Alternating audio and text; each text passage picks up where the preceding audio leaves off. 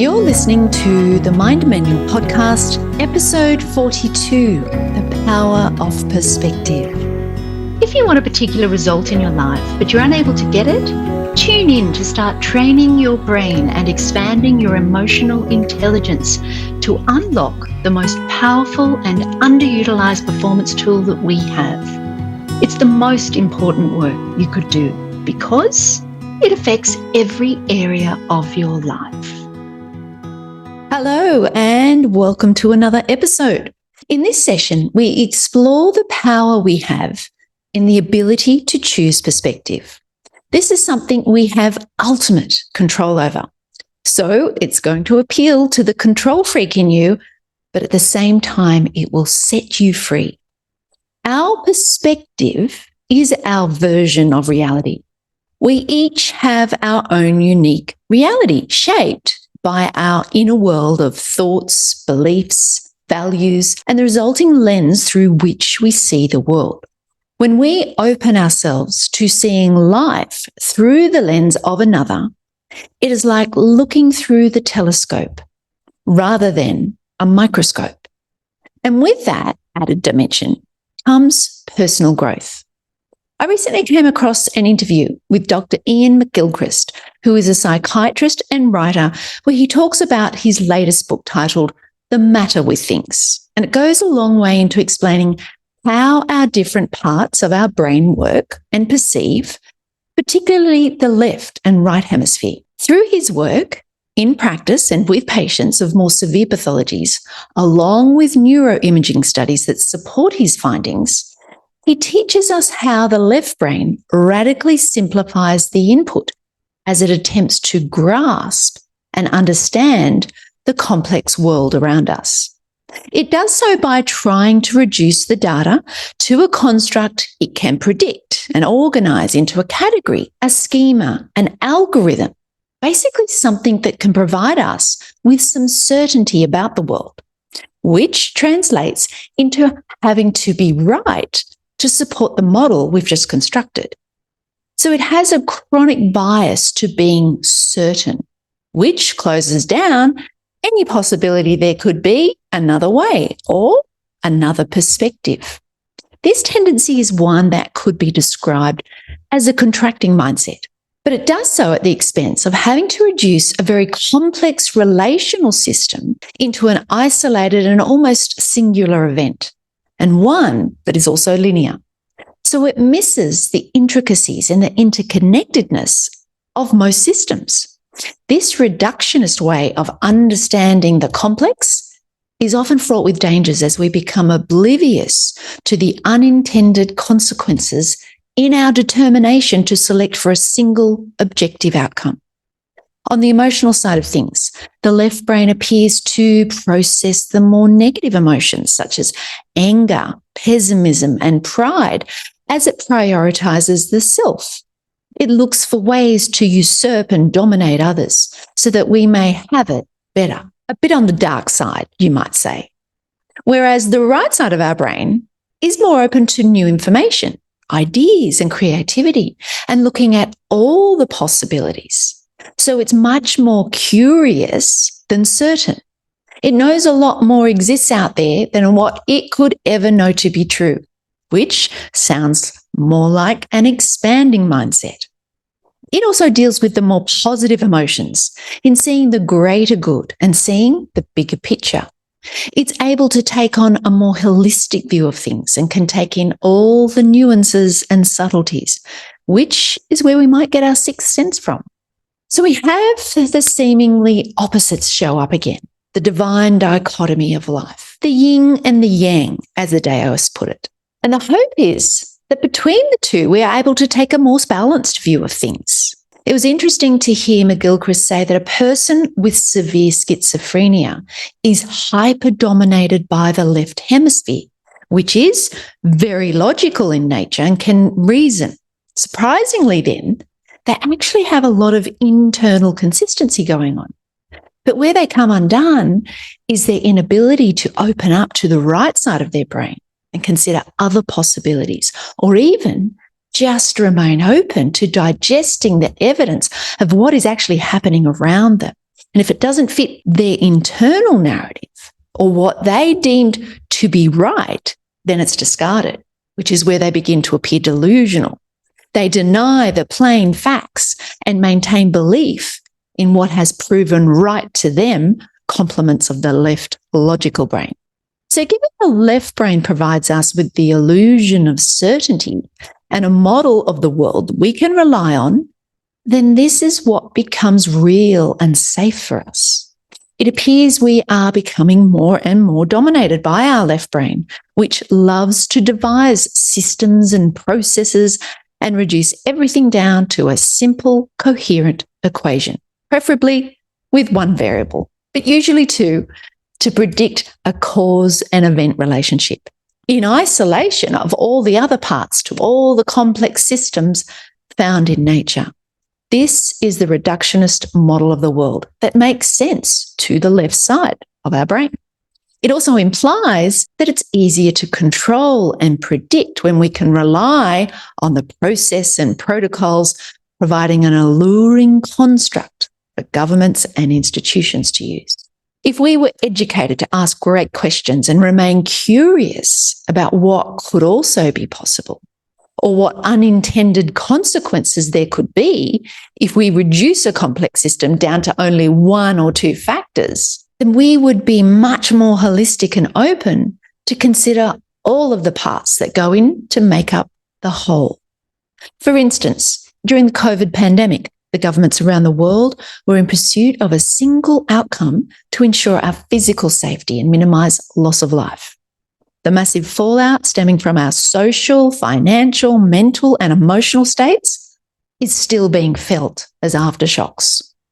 There's the classic climate debate, and the snapshot we've selected for study and debate is carbon dioxide and methane, which seem to be the two variables we fixated on that is responsible for being the cause for whatever atmospheric changes in temperature have occurred over the span of human life on Earth, which is the effect.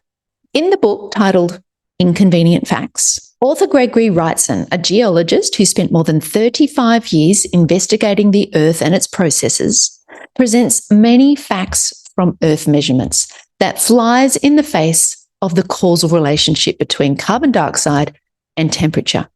The infamous hockey stick curve of Michael Mann that sent the world in a panic has since been proven incorrect. It tried to depict the temperature over the last millennium with a flat line over the first 900 years, and with the last 100 years from the year 1900 rising sharply, coinciding with the beginning of the Industrial Revolution and steadily increasing carbon dioxide levels.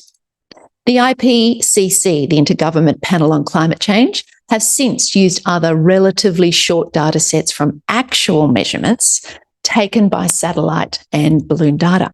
But because it's such a thin slice of the total data collected, we are getting a microscopic view, and so we're not seeing the larger picture or the larger trends. Historic carbon dioxide levels have accurately been measured in trapped air bubbles from the longest continuous accumulations of ice in Antarctica and Greenland, with records going back 810,000 years and 150,000 years respectively. 65 million years of temperature data from oxygen isotope records of deep ocean sediment cores show the Earth is cycling through ice ages and interglacial warming periods, and the current increase in carbon dioxide and temperature has been a normal occurrence on planet Earth.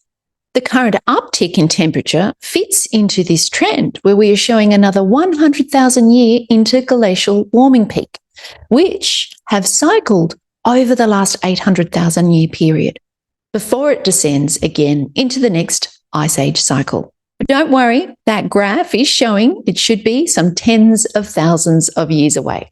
Those with agendas are ignoring the actual measurements and sticking with their theoretical models to prove how two variables, carbon dioxide and temperature, have a causal relationship. But let's go with the populist theory and say this one is man-made.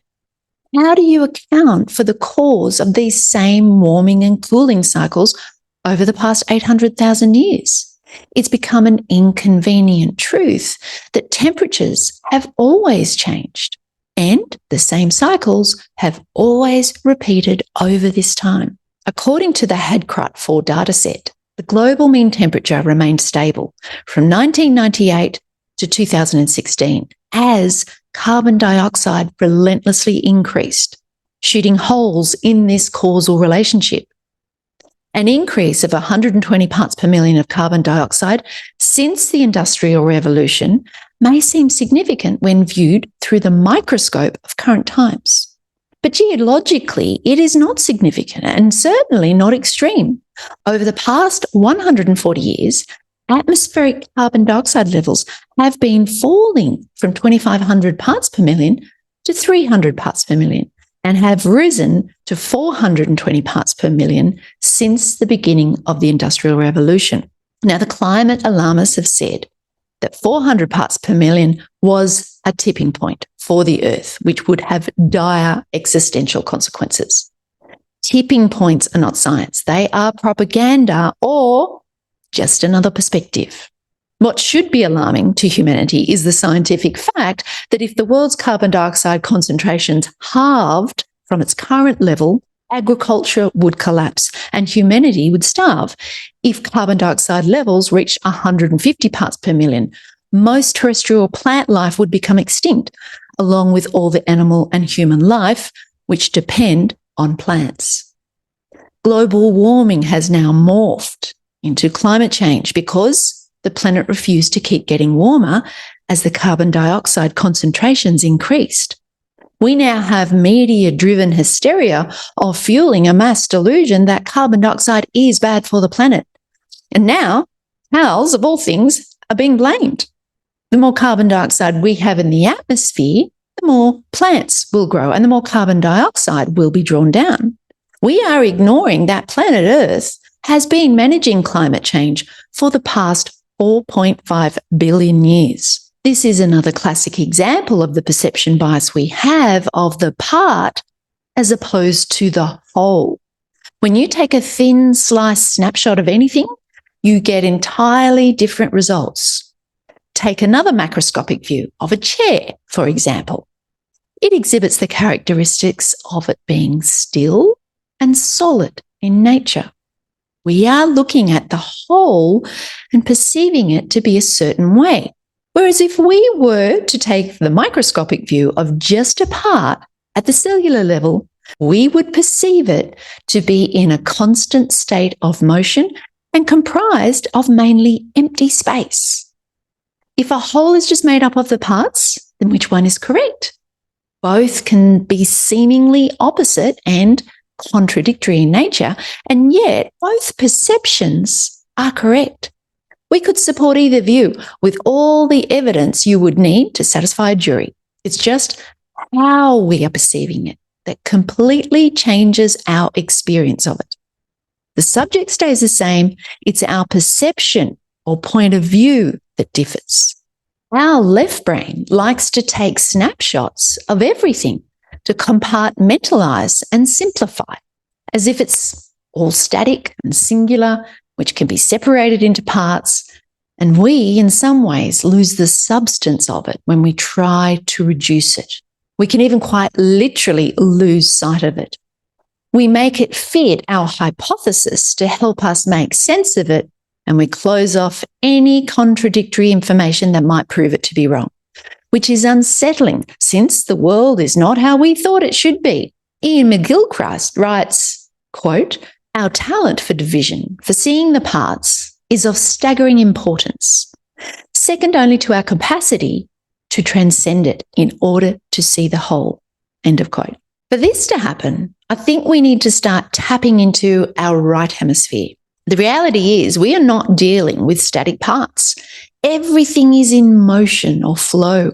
Nature is always in process and full of such complex systems, our brain would struggle to grasp the vast sea of what is unknown to us. There is always the ebb and flow, the seasons, the cycles, new life and decay, growth and atrophy. It is the tension of the opposites that keeps everything in balance, in harmony, as it is with music and the motion of waves with its peaks and troughs. We all have our highs and lows. We take the good with the bad. Life is both majestic and tragic. This is quite literally the very nature of life and the world we live. If we kept reminding ourselves of this, it would help us to open up to an expanding mindset, in being open to new information, in staying aware of the knowledge that the equal and opposite exists for everything. We could cease with the dogma, the absolute and closed state of mind, if only we could stay curious and creative in our approach. Then so much more would be revealed to us. Just this past week, I've come across so many instances of the differences in perspective and how a simple shift can change a mood, an attitude, and ultimately a person's life. I listened to a TED Talk as part of my university studies titled "What Trauma Taught Me About Happiness." During her recovery from a devastating accident, Lindsay Roy developed ideas and ways of coping for overcoming the brain's natural negativity bias. A tragic boating accident almost claimed Lindsay's life and left her with an amputated left leg, severely injured right leg, and injured right arm. Through a challenging recovery process, Lindsay learned impactful lessons on how to harness disruption and find clarity in chaos.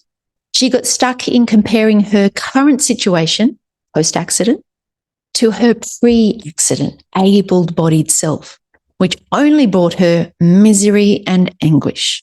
She realized she was never going to win at that game or ever feel happy about her situation.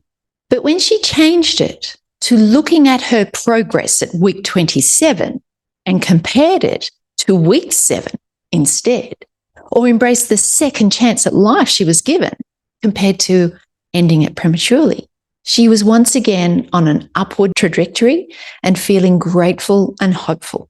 In a self-reflective assessment I just completed, I contemplated the additional layers of suffering I was creating for myself when I compared my son, who had been sick for the past 2.5 years and having missed most of his school in that time, to the happy, healthy, fully functioning boy that he was before everything changed.